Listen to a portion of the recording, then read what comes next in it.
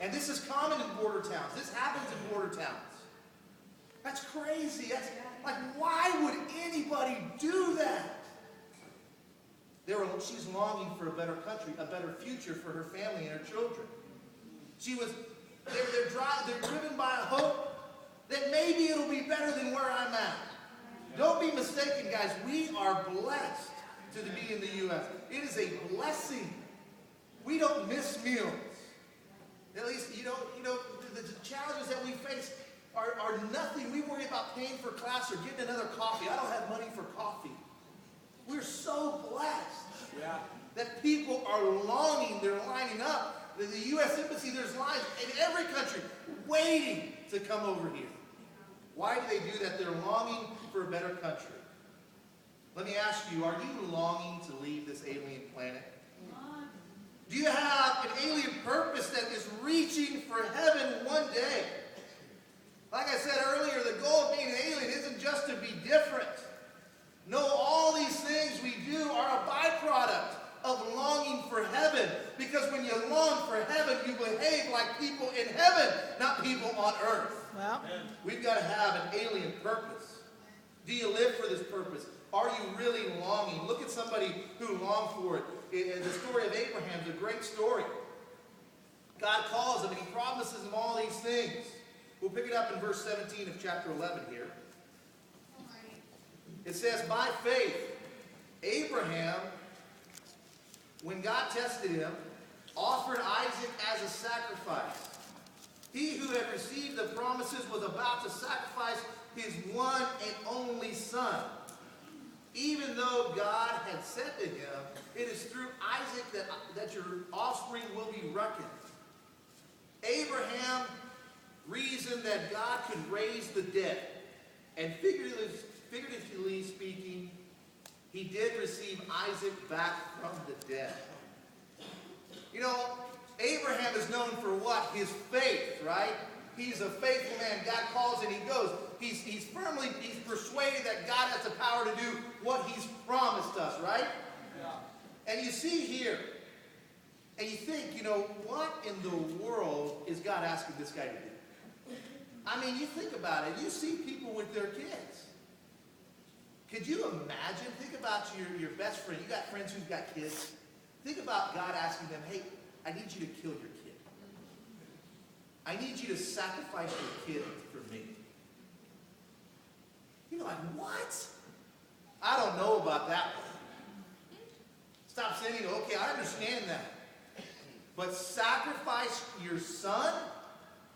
And Abraham's amazing. It says in the story there that the very next day he got up, he tied his son to the altar, and he raised the knife. He was going for it. He didn't even hesitate.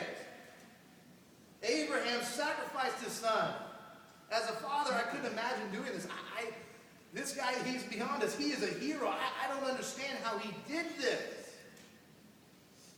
Because when you have a baby, you jump in front of a bus for them immediately. When you hear that first heartbeat at the sonogram, there's life there. And you're like, that's my baby. I don't know how he did this. What was driving him? How could he possibly do this? He was looking forward to God's city. There's nothing in this world that would stop him from getting to heaven. Wow. There's nothing he wouldn't give up for God. He had a greater purpose. He was longing for heaven. And he put it on the altar. The truth is, there are things that we need to put on the altar. Look over at Luke chapter 14. Come on. It's not enough just to long for heaven. You've got to take some action like Abraham. You've got to put some things on the altar. You will not make it to heaven without sacrifice. There is no convenient path to heaven. It is a narrow road. It is challenging. And you will have to sacrifice more than sin. You'll have to give up so much to get to heaven. The truth is, everybody wants to go to heaven. There's a country song out there. Anybody else listen to country music in here? Amen! That's exciting. There's this country song. Kenny Chesney and George Strait released it at the same time. Everybody wants to go to heaven, but nobody wants to go now. That was the lyrics. you want to go to heaven? Sure, I'm there, man. I'm already going. Hey, we're going. Let's get a beer, right? That's what they're saying. But everybody wants to go, but not many will pay the price to get there. Will you? Will you pay the price? Will you have action behind your faith? Will you, because of your faith, will you do something? Or is it just a good idea? In Luke chapter 14, look at verse 26 of what Jesus says. He says, if anyone comes to me and does not hate his father and mother, his wife and children, his brothers and sisters, yes, even his own life, he cannot be my disciple.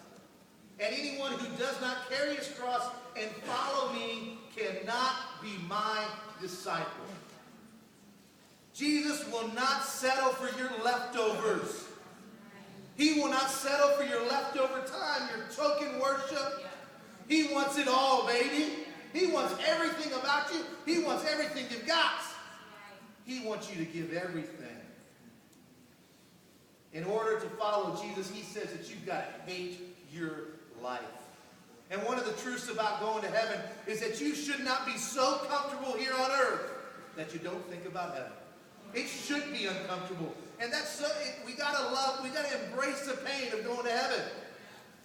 Because one day it won't be uncomfortable anymore.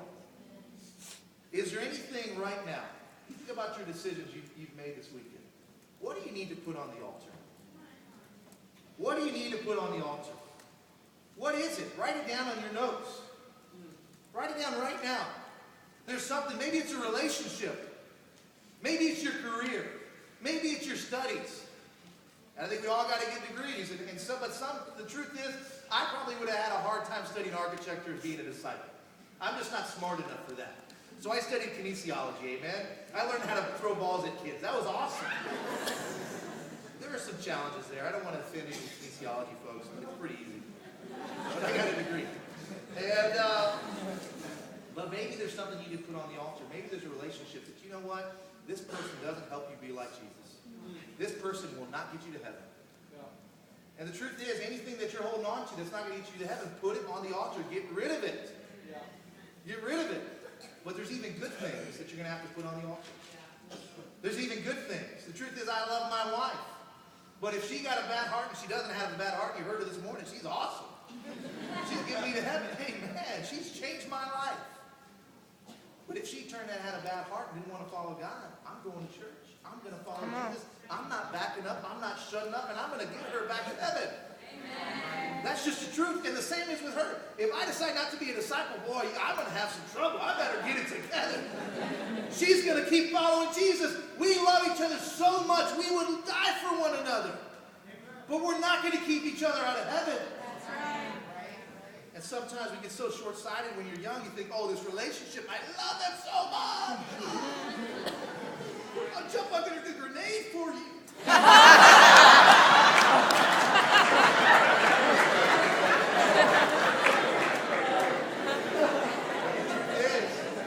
truth is, that relationship, even good things, like Isaac wasn't bad. They loved him. He wasn't like a tough son. Oh, we'll get rid of that guy.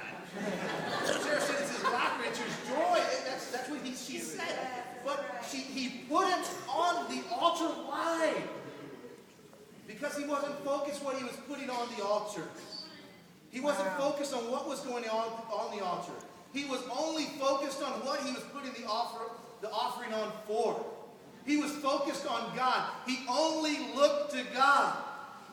But that's what it says there. He reasoned, hey, God's going to raise the dead. And so he had the knife. He's ready to go. He's going to kill him. Abraham was longing for heaven. And his faith in God, of really answering the call to be with him and go after his promises, it caused him to take action. When you long for heaven, you've got to take action. Look over in Exodus chapter 33. Come on, Marty. Somebody's blowing up my phone up here. They're asking for more teachers in Kids Kingdom. Sorry. Amen. Can't go teach the kids today in Texas. That's not going to happen. You know, Moses was another person that says that he was looking forward to his reward. He was longing for heaven. He was one of these aliens that was looking forward to heaven. and to being with God. And the background, what we're about to read right here, I love this chapter. I've been studying out Moses as I was preparing for going on a mission team. I've been thinking about leading God's people and being a great leader, and Moses definitely was that. And so the background, we're going to jump right into the middle of the story here. And what's going on is the Israelites have now left Egypt, and they've been traveling, and Moses has been up on the mountain, and he's been with God getting the law. And then right before he's about to come down, the people do some pretty stupid stuff. They make a cow and they start bowing down to it. And the detestable idolatry. Moses comes down the mountain, 3,000 are killed that day. And then a plague hits them. And so this is a pretty tough time.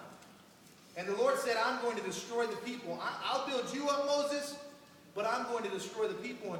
And you read the interaction of Moses and God, and Moses is interceding for the people here. And we'll pick it up in verse 1.